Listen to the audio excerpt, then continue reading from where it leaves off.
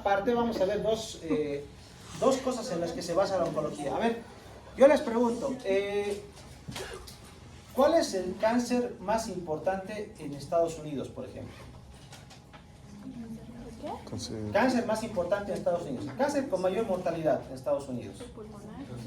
Pulmón, ¿ya? ¿Será el mismo que aquí en Bolivia, por ejemplo? No. ¿O en la India? No. No.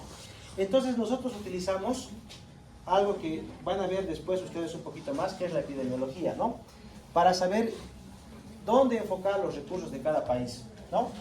Y en oncología hay tres datos que son los que más nos interesan a nosotros, ¿no? La incidencia, mortalidad y la prevalencia, ¿no? ¿Saben incidencia qué son? Casos nuevos, ¿no ves? Casos nuevos. Mortalidad, cuántos se mueren por año, prevalencia, nuevos y antiguos, ¿no ves? Es básicamente todo. Ahora, y esto se puede subdividir en sexo, en edad y en otras características, ¿no? Fumadores, no fumadores, qué sé yo, mayor de 60, lo que sea. Y estos pues nos dan una descripción de cada país. Hay varios sistemas para poder ver esta información. Uno es el Globocan, ¿ya? El Globocan es una institución internacional que estima la incidencia de cáncer a nivel anual. Segundo es, por ejemplo, la SER, esta es una base de datos americana, ¿ya? Entonces, ellos tienen datos, por ejemplo, desde 1940 y pico, 1930, de todos los cánceres que han tenido, sus supervivencias por estadio. Es una base inmensa, ¿no? Pero sigue siendo algo descriptivo, ¿no? Y los registros nacionales. En caso aquí en Bolivia, por ejemplo, es el INE, Instituto Nacional de Estadísticas. Por los certificados de defunción te dicen cuántos pacientes con cáncer hay más o menos por año, ¿no? Todo esto no deja de ser una aproximación. Ahora, por estadísticas, el cáncer más frecuente en todo el mundo, incluyendo hombres y mujeres, es el cáncer de mama. ¿Ok? Aproximadamente unos 2 millones de casos por año. ¿Ok? Que tenemos. El cáncer de mama es el cáncer con mayor incidencia que podemos tener. Seguido del cáncer de pulmón y el colorectal. Y después próstata, ¿no? O sea, de ahí que obviamente ustedes van a ir a cualquier página de internet en cuanto a investigación en oncología. El cáncer que más se investiga a día de hoy es mama, ¿ok? El lacito rosa, ¿no? Las campañas de toda esa investigación para el cáncer de mama, ¿no? Y eso obviamente se va a reflejar en la supervivencia, lo vamos a ver después. El segundo es pulmón y luego colorectal, ¿ok?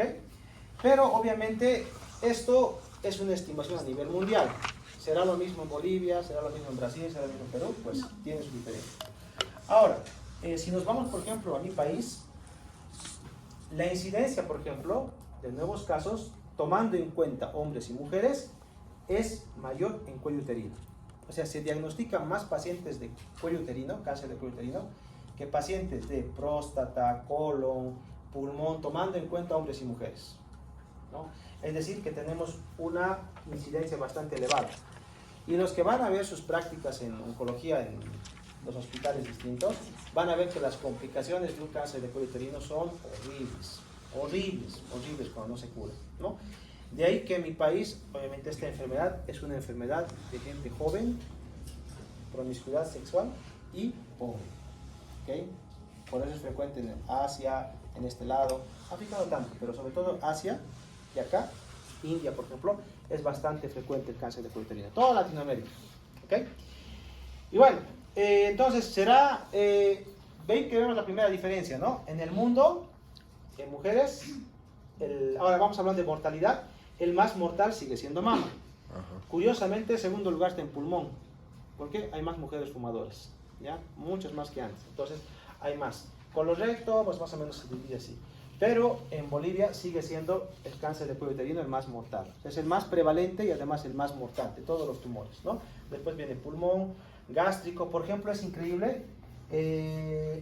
Entre los 6 primeros cánceres, el cáncer de vesícula biliar, por ejemplo, no se lo menciona en el mundo, ¿no? Pero acá en Bolivia está en cuarto lugar, ¿no? Es uno de los cánceres con mayor mortalidad. Para eso la epidemiología nos permite ver cuál es el cáncer más frecuente en mi país y destinarle recursos. En mi país, por ejemplo, el cáncer de cuello uterino tiene sistemas de prevención, ustedes lo han visto, el Papa Nicolau. No es el mejor método, pero es de los más efectivos que hay, ¿ok? El más barato, básicamente. Pulmón también tiene bastante mortalidad, pero es menos frecuente. Gástricos también, por ejemplo, es más mortal, menos frecuente. Y para estos dos, para este, por ejemplo, sí hay sistema de screening. Para estómago gástrico no hay. Ya, no hay. Para vesícula menos. Si alguien viene de Chile, creo que en Chile me dijeron que hay un sistema de screening, ¿no? Para cáncer de cuello, perdón, para cáncer de vesícula biliar. Tienes colecistitis crónicas, entonces te hacen una ecografía y te pagan la laparoscopia. Me han dicho, no sé si están exagerando, que es la única cirugía que paga el Estado, la cirugía de vesícula, ¿no? Para prevenir el cáncer de cuello, perdón, el cáncer de vesícula. Bueno, ahora, por ejemplo, en varones, ahora también cosas que se pueden parecer. En varones, por ejemplo, pulmón a nivel mundial, pulmón en Bolivia es lo mismo, ¿ya? La única diferencia a nivel mundial, aparentemente, el hepatocarcinoma es un poquito más elevado, próstata aquí en mi país es bastante frecuente, ¿no? Y eso es por el acceso a fármacos, sobre todo, ¿no? Acá lo mismo, mundial, el cuello uterino aquí en Bolivia también sigue siendo mortal el cuello uterino, entonces no tenemos mucho más que decir. Entonces, por eso, en nuestro país, bueno, todos los países nos interesa saber por qué puede ocurrir un cáncer. ¿Okay? Entonces, aquí hay mucho debate. Como hemos hablado la anterior semana, parece que todo produciera cáncer, ¿no? Fumas, cáncer, tabaco, alcohol, cáncer, la piramida, cáncer. Entonces, lo han agrupado en carcinógenos, que vimos también la anterior semana. Y vamos a hablar ahora de estos carcinógenos. Y en lugar de decir que el tabaco produce un cáncer, se habla más bien de estos carcinógenos como factores de riesgo. ¿Ok? Factores de riesgo. El término factor de riesgo quiere decir que estos agentes nos dan una mayor probabilidad de que alguien produzca o tenga un cáncer, ¿no? Por ejemplo, si uno fuma 2 paquetes al día de cigarrillos, son 40 cigarrillos más o menos al día, 2 paquetes al día, durante 15 años, y alguien no fuma ni uno, ¿cuál tendrá más riesgo de tener cáncer de pulmón? El fumador. ¿Ve? Pero si esa persona que nunca ha fumado trabaja de camarera o camarero en un bar donde hay 40 personas a la vez que están fumando, ¿quién va a tener más riesgo? Probablemente el camarero, ¿no? Porque es un fumador pasivo, exactamente, ¿no? Entonces los factores de riesgo también pueden, aunque no seas un consumidor de tabaco, puede ser algo pasivo, y eso también vamos a verlo como factor de riesgo, ¿no? Más importante, el tabaco, ¿no? Básica, solamente un poquito de historia, nunca les pregunto, pero por curiosidad, a mí me gusta la historia, por si acaso, ¿no? Originario de América, cigarrillos, cigarros, las pipas también son carcinógenos, ojo, ¿no? Primera causa aislada de mortalidad, morbidad en cáncer, 30% de las muertes por cáncer están ocasionadas por tabaco, ¿ok? ¿De dónde viene el tabaco? Pues antes, bueno... ¿Qué es pipas? Pipas son, a ver, sí, como una especie de bote que tienen ahí con una tubito y van fumando eso, ¿ya? Ustedes le llaman por otra... Cachimbo. Eso, cachimba. Cachimbo da paz. Los turcos también lo utilizan así, pero bueno. Se cultivaba en América, lo han trasladado, los indígenas usaban el tabaco, lo fumaban de hecho, y esto es una primera, por ejemplo, descripción, ¿no? de este doctor que es John Keel, que hablaba de esto, del snuff, que es inhalar, ¿ya? Y decía que encontraba más perforaciones y pólipos y cáncer en la cavidad nasal, porque antes el tabaco no se lo fumaba, sino se lo aspiraba. De ahí viene esto de la tabaquera anatómica, ahí colocaban el tabaco y inhalaban, ¿no? De ahí viene la palabra snuff. Entonces ellos tenían más cáncer en esta zona, y este médico ha dicho, el tabaco puede ser una causa de cáncer. Ok, miren, estamos hablando de 1761, hace 300 años que hablábamos del tabaco, ¿no? Después, obviamente se ha hecho un poquito más complicado, lo han hecho con un cigarrillo, con filtro, sin filtro, todo lo que ustedes quieran, y llegaban a esto, ¿no? Dice, these are filters the smoke, dice, ¿no? Filtra el humo, ¿no? As your dentist, I would recommend, pueden ponerle Marlboro si quieren ustedes, ¿no? Como tu dentista, yo recomendaría Marlboro. Estas eran, imagínense las propagandas de hace poquito tiempo atrás, ¿no? Y obviamente se ha descubierto que el tabaco sí tiene la capacidad, es un factor de riesgo de cáncer, sobre todo de pulmón, no es lo más conocido, pero no es el único. Ahora, que el tabaco en sí tiene un elemento adictivo, ¿saben cuál es? La nicotina, Sí. ¿no? La nicotina. Pero junto con la nicotina, para que este haga efecto, utilizan muchos excipientes, no muchos acompañantes. Y aparentemente esos acompañantes son los que producen cáncer. Hasta ahora no se sabe exactamente el mecanismo molecular exacto, como les he comentado, cómo el tabaco puede producir cáncer. Se cree que la metabolización de estos excipientes genera aductos, estos aductos alteran el DNA y pues generan mutaciones, ¿no? Y con eso la carcinogénesis, ¿no? Estos son solamente teorías nada más, ¿no? Pero sí aparentemente está relacionado. De manera segura, con cáncer de orofaringe, laringe, esófago, pulmón, páncreas, estómago, riñón, vejiga. Menos probable el resto. Por eso mama, por ejemplo, es muy improbable. No está relacionado el tabaco con cáncer de mama, de momento. Yo he tenido un paciente que tenía, a ver, para que vean, yo lo vi con un cáncer de orofaringe. Ya, cáncer de orofaringe, acá, ¿no? Y ya había tenido antecedentes de un cáncer de pulmón, hace 3 años que lo habían tratado con quimio-radio, ¿ya? Y lo veo, le estaban haciendo su planificación para su quimio-radio de orofaringe. 2 años después volví a rotar, pero esta vez en, no me acuerdo, en gastroenterología, en cáncer colorectal creo que roté. Y de ahí de pasadito lo vi, estaba teniendo un cáncer de esófago. 3 tumores, al cabo, en un tiempo de unos 6 años aproximadamente, ¿no? Porque tú dices, te curas de un cáncer, no, pero el tabaco afecta a toda esta zona, ¿no? Por eso el tabaco es tan tóxico. Yo lo he visto, ¿ya? Camarero, además camarero el señor, ni siquiera fumador, de ahí lo que les decía eso. Entonces, ¿se pueden presentar a la vez? Sí, porque el tabaco afecta a todos estos órganos a la vez. Que el que fume, pues, piénseselo. Como les he comentado, no se sabe muy bien. La mayor parte se ve de asociaciones epidemiológicas, ¿no? Por ejemplo, miren, desde 1950 ya han hecho estudios de hasta más de 2.000 pacientes, donde han aislado los factores de confusión. Me refiero a que los han estratificado por café, por edad, por todo eso. Y han visto que la única causa para producir cáncer es el tabaco. Nada más, ¿ok? No fumar. Estos 2 estudios están. Y hasta ahora, esta es, por ejemplo, esta es de... Ay, no me acuerdo de sacar esta bibliografía. Creo que era de del cáncer net, no me acuerdo cuál es, pero hasta ahora, 90% de los casos de cáncer de pulmón se explican con el tabaco, ¿ok? El resto, radón, ambiental, ese tipo de tóxicos, pues un 10%. Pero la mayor parte es por tabaco, ¿ok? Y cuando han hecho análisis del tabaco, tiene 3.000 sustancias potencialmente carcinógenas. ¿Ya? 3.000.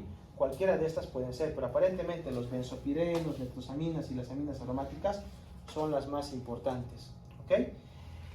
Ojo, la nicotina no es carcinógena. ¿Ok? ¿Sabían ustedes que también hay tabaco para mascar, no? Los beisbolistas utilizan tabaco para mascar. Lo mismo, cáncer de orofaringe. ¿Ya? Y no es por la nicotina, son por todos los aductos que tenemos acá. Acá, por ejemplo, la gente no fuma mucho, pero tienen bastante, hay nomás una buena incidencia de cáncer de pulmón. ¿Por? ¿Alguien sabe? ¿O se lo imagina? ¿Mi país? La altitud. ¿Perdón? No, altura no. No le eche la culpa a eso, ¿ya? ¿Por las Si cubas? pierde por fútbol, se ¿Por el humo de la cuba? Algo un poquito más. Sí, está bien. Cocina leña, ¿ya? Cocina leña. Cuando ustedes vayan a ver cáncer de pulmón en gente, por ejemplo, del campo, la mayoría cocina leña. Entonces el humo igual es un carcinógeno, ¿ya? Mineros también, Mineros lo mismo, también. ¿no? Pero eso es por el tabaco, porque eso sí fuma, ¿ok?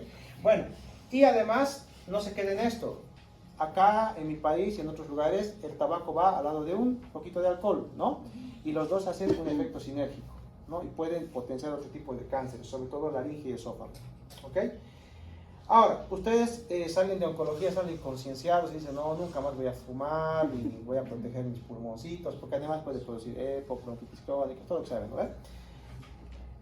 Van a tardar 10 a 15 años en igualar a un no fumador, ¿ya? 10 a 15 años, en que su riesgo de cáncer de pulmón sea más o menos igual a un no fumador, ¿ok?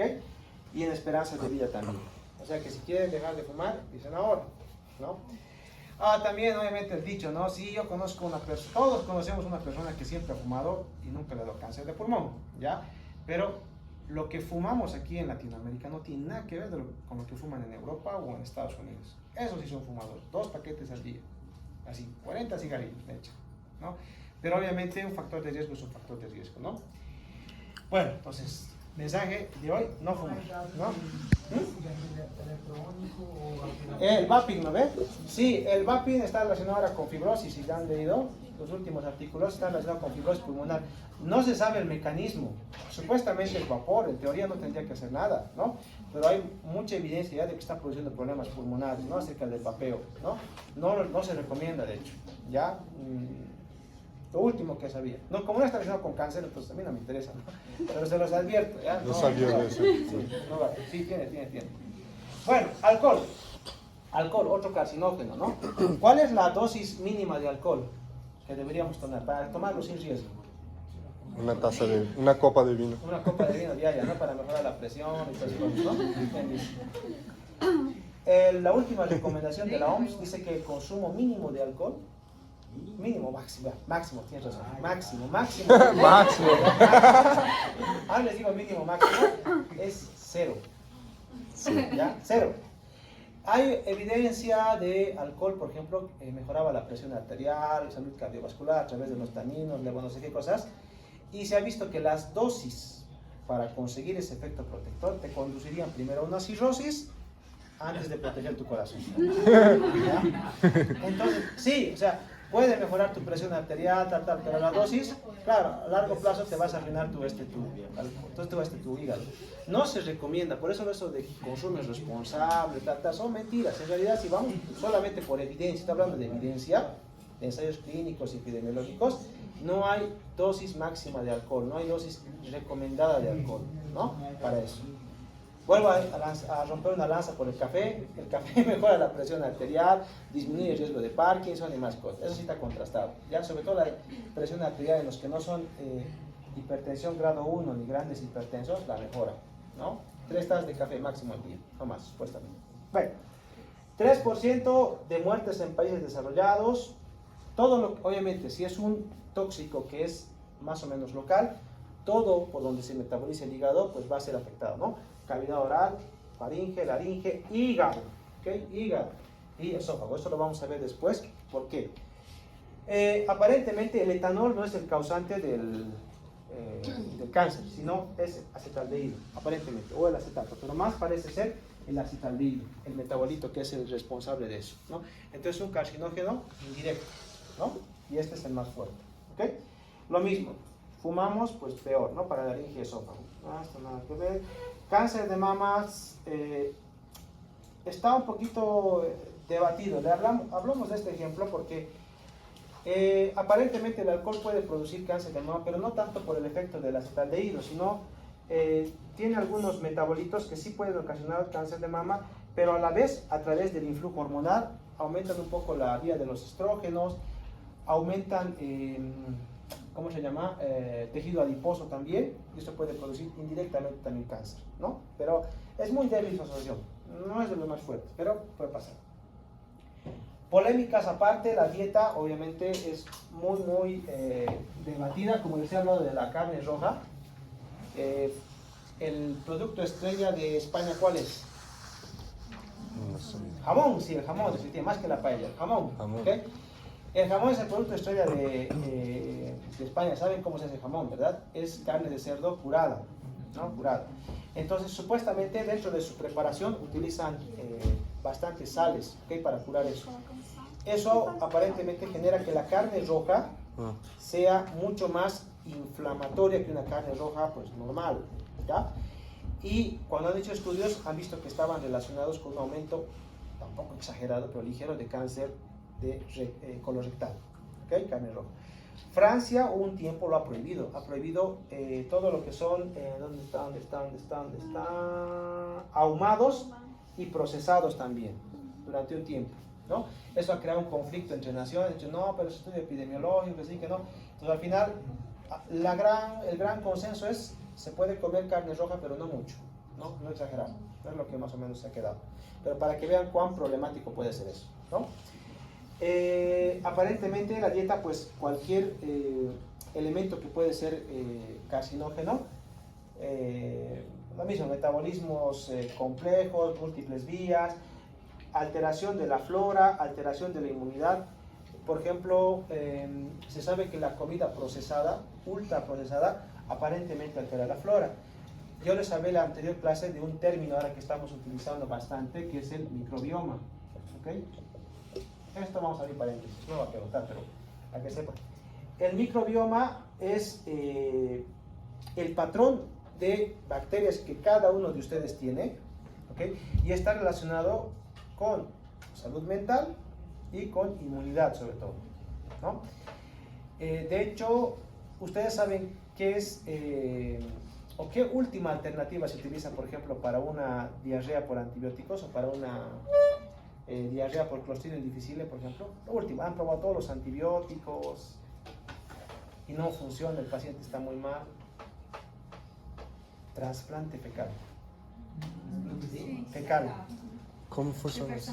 ¿Quieren la parte escatológica o la parte científica? ¿Qué hacen?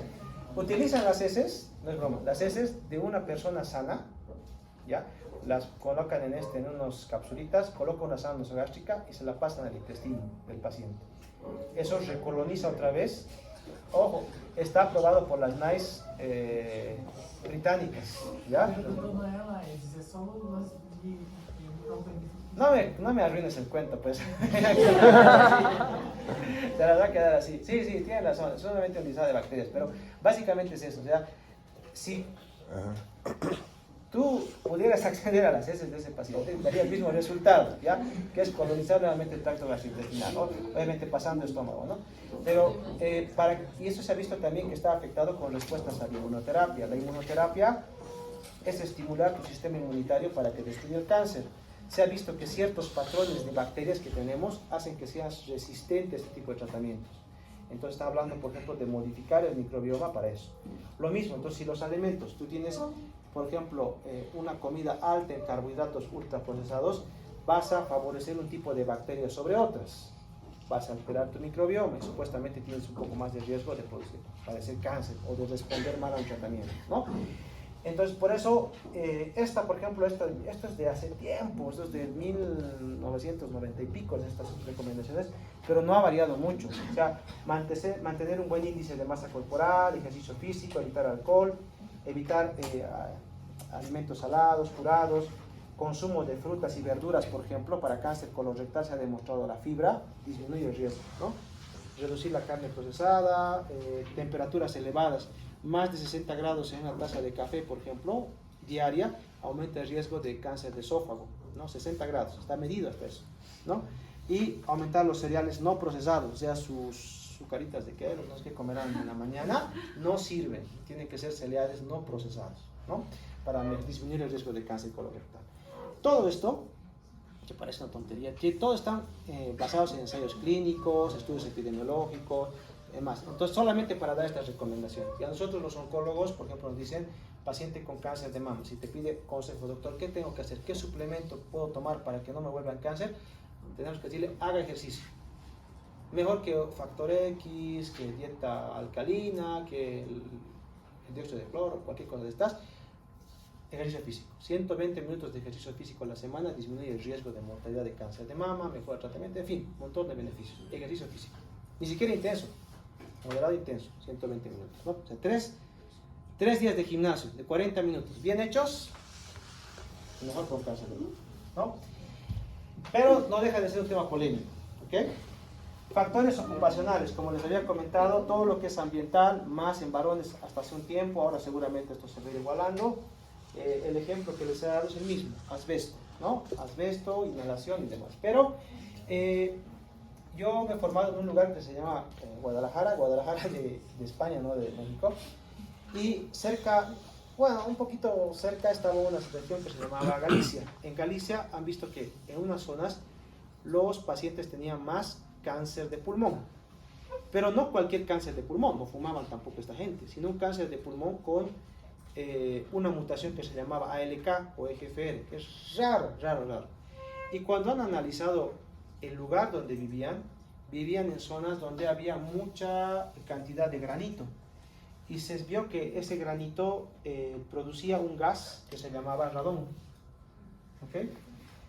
El radón obviamente lo inhalaban y hay más pacientes susceptibles de generar un cáncer cuando inhalan este gas. Como les he comentado, por un día o 2 días que estés en una casa con radón, no te va a pasar nada.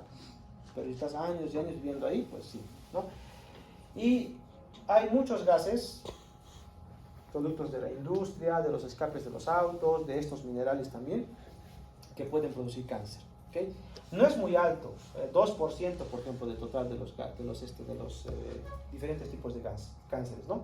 Pero generalmente son de pulmón. ¿Por qué? Porque los inhalas, estos gases los inhalas y generalmente son de pulmón, ¿no? Radio, radón, bueno, en fin, ¿no? Tanto así que han hecho estudios sobre eso. Ahora, todos estos factores de riesgo, todo lo que hemos comentado y lo que no hemos comentado, después vamos a verlo, generan daños, ¿no? Dentro del DNA y vamos a pasar un poquito rápido en esto para ver más o menos qué mecanismos tendrían estos factores de riesgo para hacer un cáncer, ¿no? ¿Conocen, no, las radicales libres? Sí. Pues son estos, ¿no? Las especies reactivas de oxígeno es lo mismo que radicales libres, ¿no? Los radicales libres pueden producir cáncer porque alteran el DNA, ¿ok? Y bueno, vamos a hablar de una particularidad de esto, ¿no? Los más habituales, oxidilo, óxido nitrógeno, los peróxidos son productos de metabolismo celular, ¿no? Estas reacciones químicas espontáneas son muy poco frecuentes y los iones metálicos pues también menos, ¿no? Entonces las causas endógenas, sobre todo los radicales libres, porque los radicales libres se producen todo el tiempo, ¿ok? Ustedes saben que eso es algo natural, producimos radicales libres. Alguien diría entonces, detoxificación, vamos a eliminar los radicales libres y con eso vamos a disminuir el riesgo de cáncer. No se ha probado. De hecho, hay una teoría que dice parte de los citostáticos también generan radicales libres. Entonces, si tú combates los radicales libres, vas a disminuir la eficacia de la quimioterapia, ¿no? Entonces, está ahí, pero es una causa de cáncer. Causas exógenas, los hidrocarburos aromáticos policíclicos. Estos, vamos a decir, todo o la mayor parte de los componentes de los plásticos, ¿ya? No sé si ustedes, si tienen niños pequeños, hay unos biberones que tienen, hay una etiqueta que dice Free PBA, creo que es, Free BPA, Sí. ¿no ven? BPA. Ese BPA es un hidrocarburo aromático policíclico, ¿ya? Entonces se ha visto que está relacionado con un aumento de incidencia de cáncer. Pues por eso los fabricantes de biberones dicen, no tengo esto, ¿no? Así que no te preocupes, tu niño no va a tener cáncer, ¿ya? Por eso, porque estos pueden absorberse, metabolizarse por el citocromo P450 y generar carcinógenos indirectos que pueden producir cáncer, ¿no? Los fármacos quimioterápicos pueden producir cáncer también. Obvio, pues si alteran el DNA, alteran la célula, pues pueden producir cáncer, ¿no? La radiación. ¿Los rayos X pueden producir cáncer? Sí, pero si te metes una radiografía pues todos los días, ¿no? Esta, por ejemplo, es la primera radiografía hecha por Wilhelm Röntgen. ¿A quién cree que le hizo esto? A su esposa, ¿no? Tanto la quería, le ha dicho, vas a ser mi conejillo de indias, así que ahí va, ¿no? Y obviamente la diferencia entre esto, por ejemplo, y el polonio y el radio, básicamente es en la longitud de onda, ¿no? Una longitud de onda que es grande, ¿no? Pasa por las estructuras y casi no le hace daño, pero una longitud de onda chiquitita, ¿no? Esta sí puede alterar el DNA. Entonces, generalmente las que de alta transferencia de protones y neutrones, por ejemplo, tiene una longitud de onda bien cortita, eso sí pueden producir alteración del DNA. Entonces, si se hace una radiografía de rayos X, perdón, de tórax, no se preocupen, casi con seguridad les puedo decir que no les va a producir un cáncer. Pero si se hace una tomografía cada 2 semanas, ahí es otra cosa, ¿no? Incluso la misma radioterapia puede producir segundas neoplasias, ¿no? Y es lo que vamos a ver ahora. No me acuerdo quién era este señor, tiene su portacat. Y este era un cáncer de mama, les puedo asegurar, y bilateral seguramente. Entonces, lo que le han hecho ha sido a la zona de la cirugía, un tratamiento con radioterapia. Es normal que después de la radioterapia se forma roja, se forma un poquito negrita, se hiperpigmente, pero al cabo de meses tendría que mejorar. 9 meses después aparece esta lesión. No es normal. Biopsia, angiosarcoma, ¿no? O sea, la misma radioterapia que trata tumores también puede producir segundas neoplasias, ¿no? Lo mismo, depende de muchos factores que no vamos a tomar, no voy a mencionarlos ahora, pero recuerden eso, ¿no? Y puede ser de manera directa, porque penetra y altera el DNA, o puede producir radicales libres al interactuar con el agua, ¿no? Pero el más frecuente, el sol, ¿no? El sol. Muchos epidemiólogos creen que el cáncer más frecuente en realidad en nuestro planeta es el carcinoma escamoso de piel, cutáneo, ¿ya? Porque ustedes van a ver, la mayor parte de nuestros abuelitos tienen algunas lesiones, ¿no ven? La piel, muchos de ellos son carcinomas escamosos, se van con el cirujano, se los quita y no hay nada más. Es un cáncer, ¿ya? Pero de una evolución tan larga que probablemente no les va a producir metástasis, demás, o un vaso celular. Entonces los cánceres de piel son los más frecuentes, sí están relacionados con el sol, ¿no? Pero, de estos, ¿cuál es el más temido? Vea. No, me refiero a los cánceres, perdón. ¿Ya?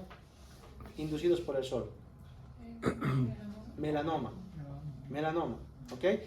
El melanoma, este es el menos frecuente de estos tumores cutáneos que están producidos por el sol, pero este es el más peligroso. Un melanoma de 1 milímetro, 2 milímetros, 3 milímetros, ya te está comenzando a hacer estragos. Comienza a hacer lesiones ganglionares, metástasis hepáticas. Yo he tenido, ahora mismo tengo una paciente que tenía un melanoma en el dedo, solamente en el dedo, lesión de 1 centímetro ulcerada, ¡pap! Le han volado todo el dedo. Y el cirujano, como es un cirujano bien radical, vamos a decir, le ha hecho disección axilar y no ha encontrado nada. Ustedes piensan, está suficientemente curada, ¿no? Cirugía, amputación del primer ortejo y linfa más. No le ha quitado todos los ganglios de la axila. Pues no, cabo 3-4 años, metástasis cutánea y ahora metástasis hepática y peritoneal de un melanoma, de 1 centímetro, ¿no? Es terrible el melanoma. Entonces, por eso bien un carcinoma escamoso de piel, ya con buenos márgenes, está más o menos bien tratado. Un vaso celular, ese por definición casi el riesgo de metástasis es bajísimo, bajísimo, ¿no? Pero un melanoma sí es para echarse a correr, ¿no? A tratamiento me refiero. Y producido por la radiación, ¿no? La radiación ultravioleta. Esto nos lo vamos a saltar y vamos a ver ahora qué virus pueden producir cáncer, ¿ya? Por ejemplo, el virus de las células T de leucemia, virus tipo 1, esto no los tenemos en nuestro medio. Esto es un virus asiático. Pero el mecanismo es esto, es un retrovirus. ¿Saben qué es un retrovirus? ¿No ve? VIH. ¿No ve? Es un virus de RNA que tiene una enzima llamada retrotranscriptasa y esto lo transforma en DNA y esto se incorpora en el DNA nuestro y comienza a producir pues sus cuestiones, ¿no? Ahora, en lugar de solamente introducir el gen viral, este gen se transforma en un oncogen. Entonces hace que además de reproducir varias copias del virus, hace que esta célula comience a multiplicarse sin control y genera leucemia, ¿no? Es una leucemia crónica, endémica en países del Asia y pues es un ejemplo, por ejemplo, de virus que puede producir un cáncer, ¿okay? Pero los que nosotros tenemos como retrovirus, por ejemplo, está el VIH, hablando, retrovirus, retrovirus, el VIH. Ahora, el mayor efecto aparentemente es indirecto, ¿ok? Como disminuye las células inmunitarias, no hay defensa para las células tumorales, ¿no? Entonces se genera más cáncer, ¿no? Se ha visto eso. Y luego, ojo, los flavivirus, que no son retrovirus, pero sí son virus RNA. Ojo, siempre tengo problemas con esta pregunta del examen. Flavivirus no es un retrovirus, pero sí es un virus RNA, ¿ok? Estos, por ejemplo, generan el virus de la hepatitis C. El virus de la hepatitis C, aparentemente por inflamación y necrosis, pueden generar un hepatocarcinoma. ¿Okay? De hecho, los dos, tanto el B como el C, pueden generar un hepatocarcinoma. La cirrosis producida por alcohol también puede producir un hepatocarcinoma. La cirrosis de una hepatitis autoinmune también. Parece que el común denominador de todos estos es la inflamación. ¿Ok? La inflamación continua.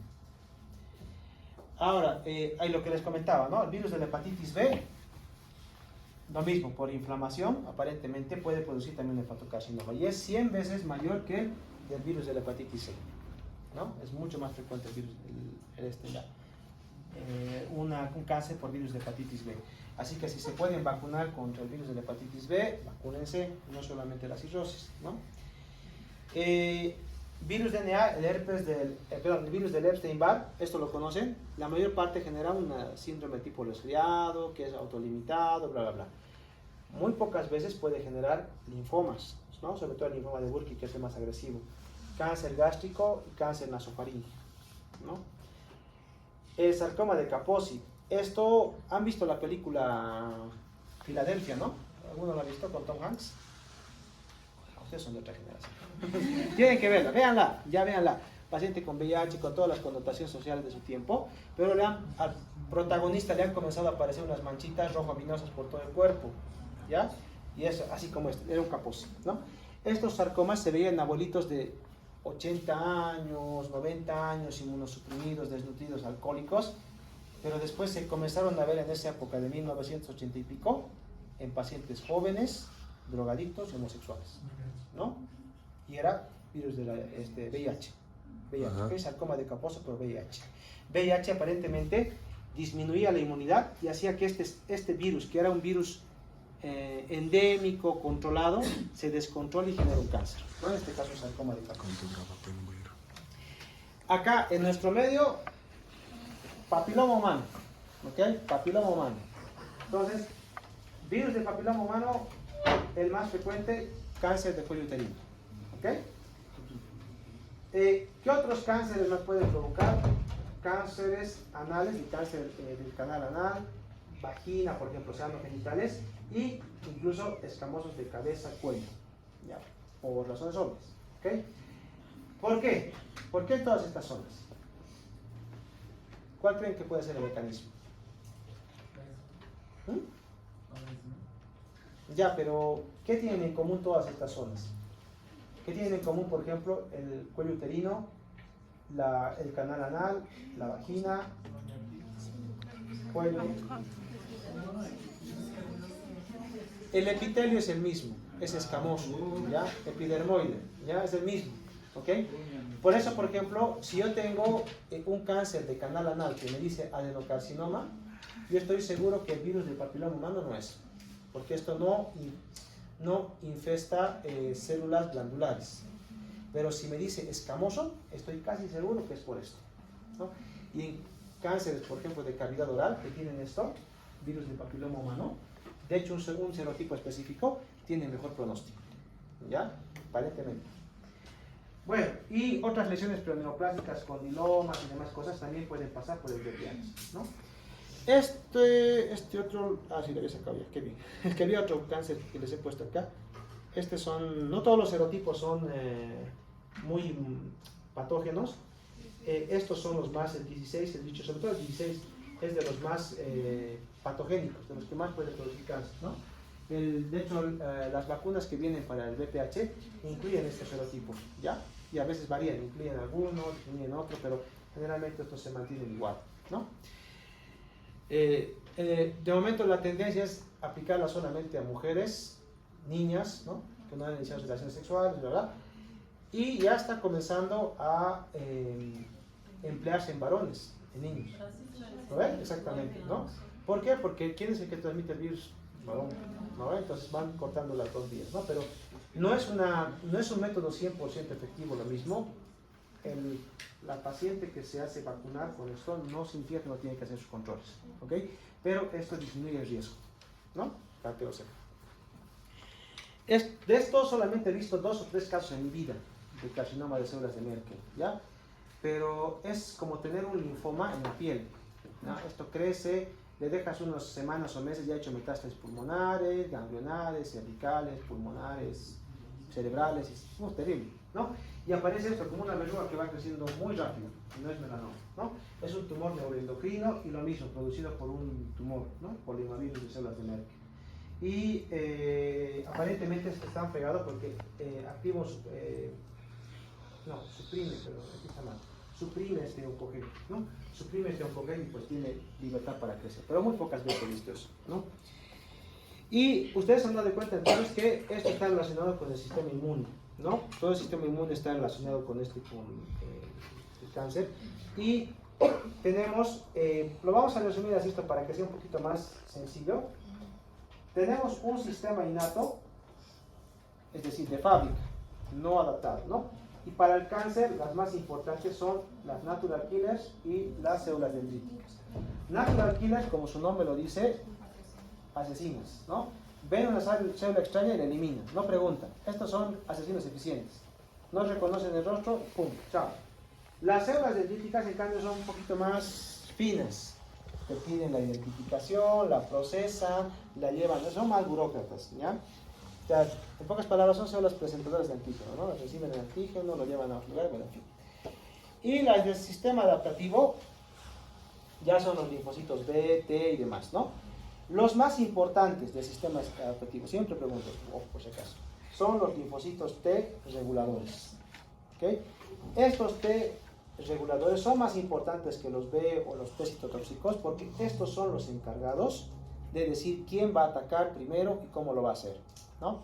Estos T-Rex se llaman, le dicen por ejemplo a los linfocitos T citotóxicos vengan, destruyan a este tumor porque está comenzando a crecer, o a los linfocitos B comienzan a producir anticuerpos porque tenemos que destruir el tumor. Entonces a estos linfocitos son los que atacan las células tumorales. Entonces, si tú destruyes al comandante de esa unidad, los soldados no se mueren, ¿ok? Y eso es lo que hace el tumor, ¿no? Eso es lo que... Y de hecho, esto que les hago, CD4, CD25, FOXP3, es la firma en inmunistoquímica para estos linfocitos, para que vean que no les engaño. Estos son linfocitos T reguladores, ¿ok? Y... también la inflamación aparentemente está mediada entre ellos y las dos, tanto innata como adaptativa, se combinan para destruir tumores, ¿no? Ya vamos a acabar. Inflamación. ¿Por qué es importante la inflamación? A ver, ustedes han llevado embriología, ¿verdad? Ustedes han visto que los vasos sanguíneos se distribuyen por todo el tejido hasta llegar a su lugar, ¿no? No tienen que llegar. ¿Y cómo lo hacen? O sea, ustedes tienen, por ejemplo, ustedes saben, ¿no? Las tres capas de epidermo, ¿verdad? Entonces, ustedes tienen, por ejemplo, un hueso ya formado o se está formando y hay un vaso sanguíneo que está acá y que tiene que llegar hasta aquí. O bueno, ya ha llegado, pero tiene que dejar una rama a este otro lado. ¿Cómo le hace? Lo que se sabe es que esta zona que está aquí, comienza a destruir la matriz, ¿no? Y comienza a abrirse paso, como si estuviera haciendo la diaperesis de un leucocito, así, ¿no? Comienza a destruir el tumor, ¿no? Invadir el tejido sano. Y esto se ha descubierto que se llama transición tumoral epitelio-mesenquimal. Es decir, un tejido está comenzando a meterse dentro de otro, ¿no? Un vaso sanguíneo, piel, tejido nervioso, en fin, se comienza a meter dentro de otro. Cuando llegamos a la madurez, este fenómeno para, ¿ya? Ahí se queda. Pero aparentemente las células tumorales copian este proceso. Entonces comienzan a utilizar los mismos mecanismos de la embriogénesis y comienzan a adentrarse dentro de los tejidos. Y esa es la razón por qué promueven inflamación para poder abrir los tejidos y entrarse por ahí. Así a grandes rasgos, ¿no? Es bien coloquial lo que estoy hablando, pero la inflamación lo que intenta es abrir los espacios del tejido para que el tumor se vaya entrando, ¿no? Y vaya infiltrándose cada vez más adentro, ¿no? Y obviamente esto le sigue la angiogénesis y demás. De ahí que la inflamación crónica aparentemente produce displasia, después células preneoplásicas, como displasia de alto grado, y luego las neoplasias a través de la inflamación. ¿Ok? Y, a ver, espérense, esto de la inmunoterapia se los voy a explicar, lo del cáncer hereditario no se los voy a explicar porque ya estamos cansados. ¿Ya? Y les voy a explicar de la siguiente manera. Ahora, ¿ustedes se acuerdan cuál era la célula más importante del sistema inmunitario? Las T reguladoras, ¿no? Muy bien. Entonces, ya no es la primera vez que han intentado hablar de inmunoterapia, que es la que me gusta más. ¿Conocen la toxina de Cole? ¿Qué tragedia? ¿Qué les enseña? Ya, es que a mí me gusta la historia porque es muy... al final usamos lo mismo de la historia. ¿Ya? A un tipo, no me pregunten por qué, se le ha ocurrido y dicho, yo opero tumores y cuando opero tumores, el tumor que se me infecta es el tumor del paciente que sobrevive. ¿Sí? Yo saco un tumor de recto, decía él, y no se me infecta, 3 años después aparece una metástasis. En cambio, al tumor de recto que se ha infectado, que le tenía 3 sin quimioterapia, 3 veces con antibióticos, no se cerraba ese pinche absceso, se ha necrosado, 10 años después sigue vivo el señor. Algo debe haber en esa zona o en las bacterias que la tienen que probablemente le ayuda a su inmunidad, ¿no? Y él ha comenzado, miren, está hablando no sé cuántos, 100 años atrás, a utilizar extractos de bacterias, sobre todo de gram positivos y Serratia, por ejemplo, y ha comenzado a aislar sus toxinas, sus paredes y demás. ¿Y qué hacía? Tenía un sarcoma y ¡pam! Le inyectaba la toxina dentro del sarcoma. Generaba una inflamación alrededor del paciente, había fiebre, y el tumor remitía, ¿no? O disminuía lo suficiente para que se pudiese operar después. Y esa toxina se llamaba toxina de Cole, ¿no? Obviamente cuando ha presentado esto, todos los médicos de su tiempo se han reído, ¿ya? Se han reído, hecho imposible.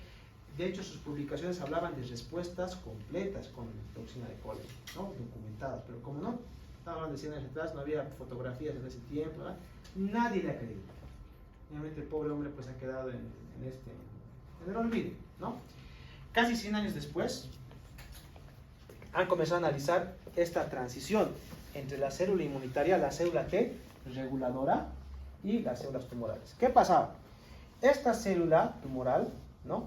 Al unir su complejo mayor de histocompatibilidad con su complejo T de esta célula, creaba una interacción que le decía a esta célula es tumoral. Hasta aquí normal, ¿no ves? Lo que tiene que hacer. Pero esta célula cancerígena expresaba una proteína que se llama PDL1. Y cuando se unía con esta otra proteína llamada PD1 de la célula T, esto se anulaba. Y la célula quedaba en anergia, se agotaba, es decir, ya no funcionaba. O sea, la reconocía, pero no podía hacer nada. Para hacerle un ejemplo acá, viene un señor vestido así de guardia de seguridad, de los pretorianos que tenemos ahora, viene y dice, soy el encargado de revisar sus mochilas. Todos ustedes. Cuando vea algo sospechoso me lo tengo que llevar. Y yo le digo, ¿con qué autorización? Cualquiera diría, ¿verdad? Saca una hoja de la policía y una orden judicial y dice, no, aquí tengo orden del juez. ¿Alguien conoce la firma del juez? ¿Sabe si eso es legal o no? Probablemente no. Entonces nos sentimos engañados. Yo me quedo paralizado. Ya, por eso. ¿Y ahora qué hago? Mientras tanto el tipo comienza a revisar sus mochilas. Lo mismo le pasa a esto. Este presenta una orden diciendo, no puede hacer nada contra mí. ¿Ok? Y la célula que tendría que defendernos se queda paralizada, ¿no?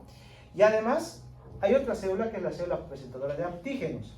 Igual, genera otra sustancia que es bloqueada por, ¿cómo se llama? Que tiene otro receptor inhibidor, lo mismo, estimulado por el tumor, lo mismo, la bloquea también. Pero sobre todo, la interacción con la célula T es la que se bloquea, ¿no? Esa es la más importante. Ahora, ¿qué pasa? Los científicos, los investigadores han diseñado anticuerpos que bloquean esto. ¿Ok? Bloquean esto. Al bloquear esto, entonces reactivan a esta célula T y genera una respuesta inmunitaria contra el tumor. Y eso se llama inmunoterapia. ¿Ok? Y me dirán ustedes en qué ha mejorado esto la vida de los pacientes. Ya les he hablado del melanoma. ¿Cuánto creen que es la supervivencia de un melanoma con quimioterapia? Con la quimioterapia más intensiva que hay. Metastásico estoy hablando. O sea, tengo un paciente con un melanoma con metástasis pulmonares, metástasis hepáticas, metástasis óseas, ¿ya? Todo por el melanoma, ¿no? Y es un melanoma estadio clínico 4. ¿Cuánto tiempo creen que vive este paciente solo con quimioterapia? 3 meses, ¿alguien da más? 6 meses, ya. Depende del esquema, puede vivir más o menos entre 10 a 12 meses más o menos, en promedio. ¿Ya? Es un promedio, es una mediana, ¿no? Cuando tiene esta enfermedad. A veces un poquito más, pero ahí va más o menos aquí. También es complicado porque los esquemas de quimioterapia eran antiguos, no son los que teníamos ahora, pero más o menos ahí está. ¿Ok? Entonces, este es el pronóstico hasta llegada de la inmunoterapia. Entonces, cuando ha llegado la inmunoterapia, hay estudios de varios fármacos que se llaman Keynote, es de estudios me refiero, hay Keynote 035, Keynote 052, en fin, y han hecho tratamientos de inmunoterapia en este melanoma metastásico. ¿Cuánto creen que vive en promedio?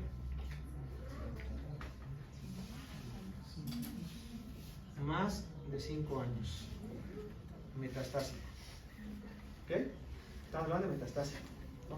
Es decir, cuando hablamos de esto, el más del 50% de pacientes siguen vivos de 5 años. Y estos estudios se han seguido hasta 7, el último estaba por ejemplo en 9 años, y tienen pacientes que a 9 años todavía siguen sin enfermedad. Sin enfermedad, o sea, la inmunoterapia ha barrido al tumor y ha permitido que el paciente siga vivo 9 años después. 7 años, perdón, 7 años después. Los 9 años todavía no se ha publicado. Una nomás. 7 años después, ¿no? Largos respondedores. Casi curación de un metastásico, ¿no? Esa es la revolución, por eso que tenemos ahora la inmunoterapia. El problema, como les he comentado, costos. Cuando yo salí de Europa, el ipilimumab, que es uno de los fármacos que está al otro lado, costaba $100.000 4 dosis. $100.000 4 dosis, ¿ya? El pembrolizumab, nivo, que estaba más o menos por lo mismo, estaban cuando yo me fui a $70.000, $80.000 año paciente. ¿Ok? Y el esquema más intensivo, por ejemplo, para este melanoma que tenemos aquí, es la combinación de este ipilimumab con nivolumab. O sea, unos $170.000 en ese tiempo. Obviamente ahora rebajado, pero está por $100.000, $120.000 estará el tratamiento. Entonces, es increíble, ¿no? Son cifras que no podemos acceder, pero la evidencia está ahí, ¿no? Si ustedes se van a una guía clínica europea o americana de melanoma, primera línea para melanoma metastásico, inmunoterapia, aunque tengas a la monoterapia dirigida, ¿no? Esta es la razón por que la inmunoterapia, la autoinmunidad es tan importante, ¿ok? Bueno chicos, hasta aquí nos vamos a quedar, ya cáncer de Italia lo vamos a dejar para la siguiente. Entonces, hoy en la noche les voy a pasar los parámetros para el trabajo de la siguiente semana y el micro solamente de la unidad de introducción y el tema de la anterior clase, la unidad 1, ¿ok?